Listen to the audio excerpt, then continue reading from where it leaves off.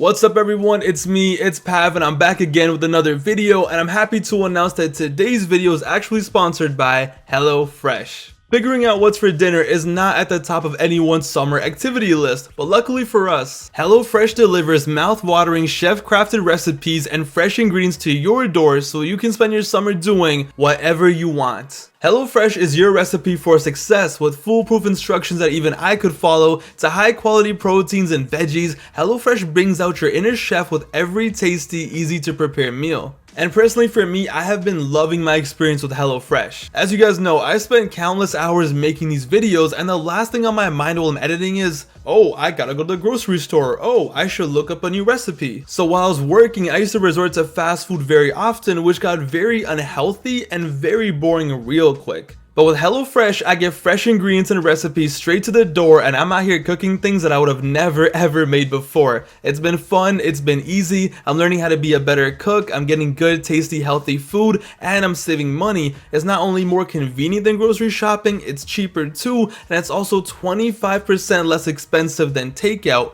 It's been a win-win in every single way, and it's been so easy. HelloFresh has been a game changer for me, and I promise you it will be one for you as well. So go to HelloFresh.com and use code WrestlingGift16 at checkout to get 16 free meals plus free shipping. Yes, you heard that correct, 16 free meals plus free shipping. So go make your life easier, save your time, save your money, and at the same time try some awesome food that is made by you. That's HelloFresh.com, use code WrestlingGift16 to get 16 free meals plus free shipping. Shout out to HelloFresh for sponsoring today's video, but now it's time for today's feature presentation.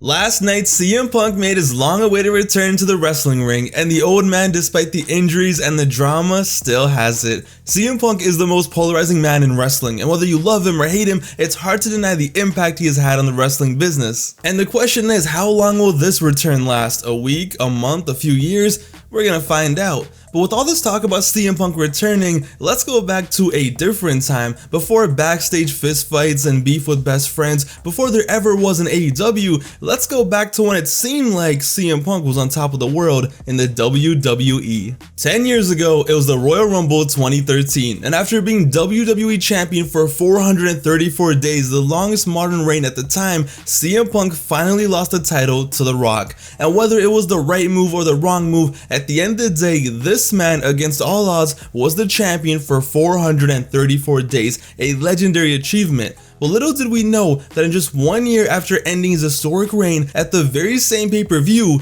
he would be gone from the WWE.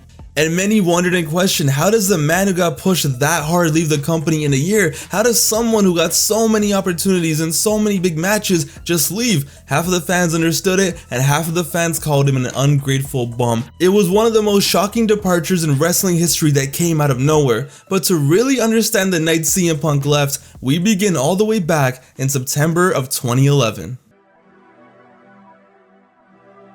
CM Punk had officially become the hottest star in the company. After almost leaving the company but re-signing the last minute and having that classic match with Cena, Punk was a made man. But somehow, the company turned the hottest storyline they had in years into nothing. In less than 2 months, and by September, CM Punk was no longer feuding against Cena or for the title. Instead, he was up against Triple H. And you would think they would have CM Punk, who had just become a true star, go over the 42-year-old part-timer who is now an EVP of the company, but nah. Just 3 months after setting the business on fire, Punk was losing to Triple H. There was no rematch, this was it. 1, 2, 3 in the middle of the ring. And the wild part was, in 2 months, CM Punk does win the title from Alberto Del Rio. It was as if, hey, before you go on to win the title, we have to humble you a little bit for that noise you made in the summer. But that loss right there to Triple H in 2 months after becoming the hottest star in the company and what was supposed to be the biggest run of his career, that is where the resentment started that would lead to him leaving in 2014. But anyway, CM Punk does become champion, and the fans love it, and it was a big deal. And I don't think anyone expected him to get a 434-day reign, but that's exactly what we got.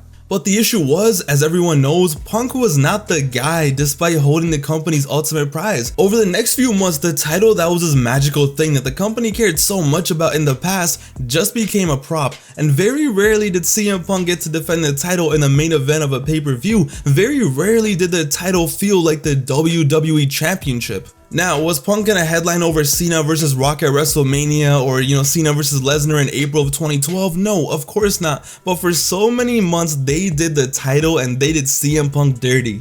Hey, CM Punk is defending the title in an Elimination Chamber. Nah, let's have Cena versus Kane in an ambulance match headline the show. Bro, it's 2012. Who cares about Cena versus Kane?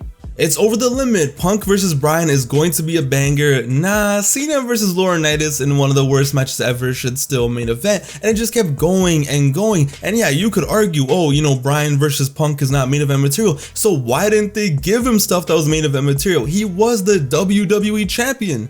And as time went on, CM Punk sure was the champion, but they were treating this man like he was just another B-level champion. Now obviously Punk was doing the best he could. He was still having banger matches, the crowd still loved him. Every night he was either the loudest reaction or the second loudest reaction. And even though the company wasn't treating him how you would think they would treat a guy who had been champion for half a year, he was still the people's champion, no offense to The Rock. He was gaining this cult-like following which remains to this day. It was the work that he put in during this reign which is why he's still the household name that he is.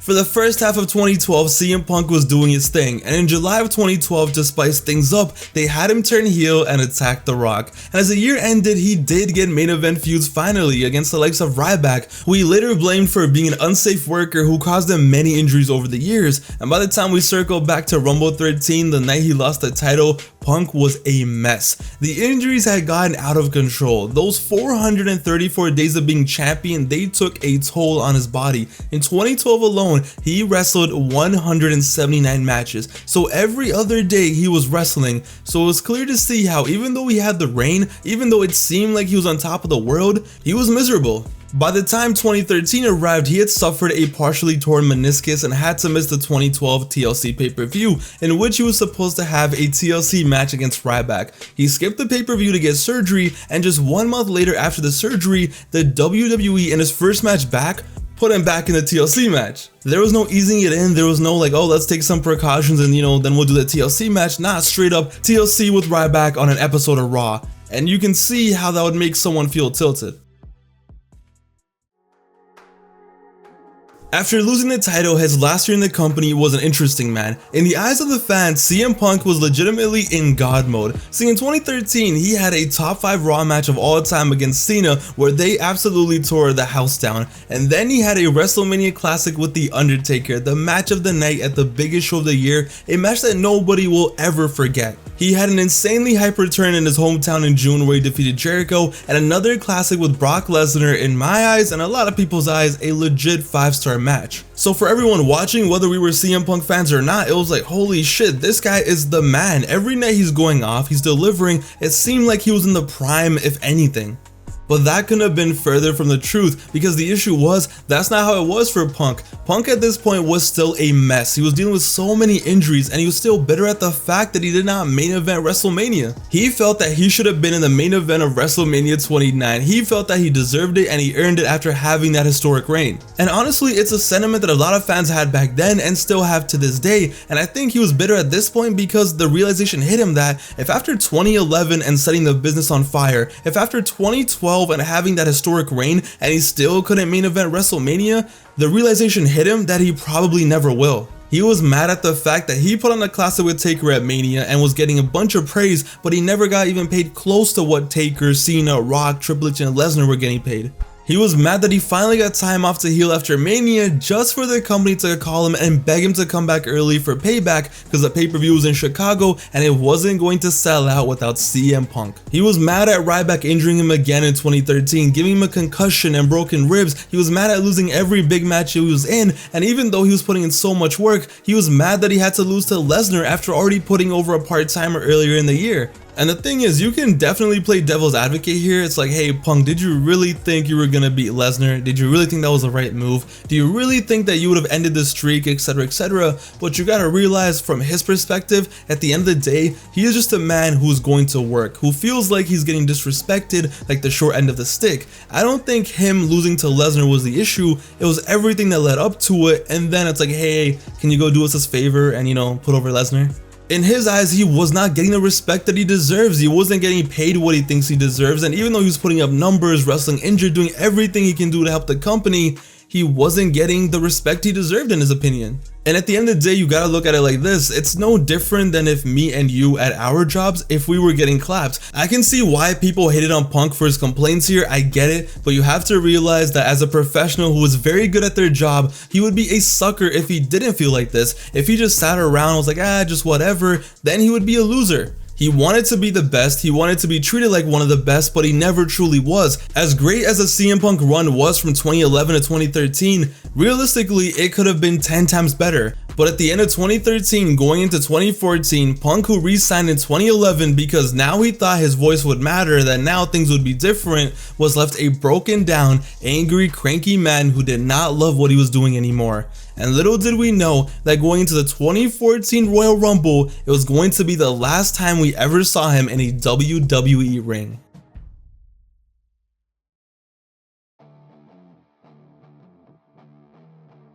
This show is infamous in a lot of ways, but most notably for the ending, where the returning Batista came back and won the match and the fans booed like crazy because everyone watching at the time really wanted this to be Daniel Bryan's WrestleMania. But before the ending, before the crowd turned on the match, it was CM Punk that started the match at number 1. It was his last match ever and he went out there for 49 minutes, almost an hour, and he did his thing. But the wild part was, even though this ended up being his last match, he had no intention going into this match of this being the last one. He actually saw the Royal Rumble as one more chance to show the company that he deserved a higher spot on the ladder. He told himself, I'm going to change their minds. I'm going to have this awesome Royal Rumble and they're going to be like, God damn, alright, Punk needs to be in the main event. He hasn't been in the main event before, in reference to a WrestleMania main event.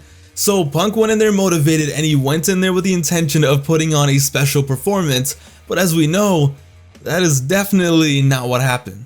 After an innocent clothesline from Kofi Kingston, that was the moment where everything changed. I remember watching this match and not noticing anything, that everything was fine, nobody was injured, nothing happened, but in reality, CM Punk, after getting hit with that clothesline, he was concussed, he had no idea where he was, what was happening, and he was almost out like a light. So according to Punk, he went to the corner and he told the ringside doctor about the concussion, and Punk says the doc simply replied, "What do you want me to do?"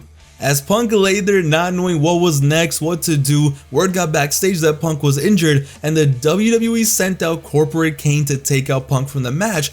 But they didn't have Kane just take him out, do a move or two and that was it. They had Kane take him out of the ring, and CM Punk, who was clearly concussed and was out of it, they had Kane chokeslam him through an announce table. Just toss him in there, leave him for dead, a dead Phil Brooks. And at the time watching this, it just felt like it was a part of the storyline. Nothing seemed weird about it, nothing seemed different. We're like, alright, I guess the build of the Authority versus CM Punk is starting now. But nah, he was taken backstage and that was going to be his last night on TV. Unhappy, tired, injured, dead, unmotivated, CM Punk had enough. The next night on Raw, he showed up backstage and had a private meeting with Triple H and Vince, where he said to Vince, "You have shackled me, you have creatively stifled me, you've made this into a very toxic environment, I no longer want to be here." And then he told Triple H that he does not want to wrestle him at WrestleMania, which was the original plan that year, and then said, "I seriously resent you for not putting me over 3 years ago when you should have," referring back to Night of Champions 2011. Vince even said, "Ah, pal, it's the concussion talking," but CM Punk had enough. After hugging Vince and shaking hands with Triple H, he left the room and he was officially gone. Just over 2 years after the pipe bomb, after the legendary Money in the Bank match, after a 434-day title reign, he left. I remember finding this out as it happened and just being in shock. I was never the biggest CM Punk fan, but he made wrestling fun, he made it interesting, and many times he made it must-watch TV. And I really thought this was just a bump in the road, that he would be back, that maybe in 2015, maybe later in the year, that he would return. But he never did. And while I was making this video, it really hit me that when Punk left the WWE in 2014, it was honestly an end of an era. The early 2010s were not the best years of wrestling, but the one bright spot was CM Punk. He brought back so many fans into wrestling in 2011. I remember the older kids in my school were watching wrestling again because CM Punk made it cool again. He made wrestling exciting again for a period of time. He revived the WWE in 2011, and that 2-year run made him into a legend and gave us memories that we will love forever as people who grew up watching that era. Whether you love him or hate him, you're never gonna forget the feeling of watching a prime CM Punk come out in 2011 or 2012 or 2013, especially if it's in Chicago. You're never gonna forget the promos, the mic work, the moments, just everything.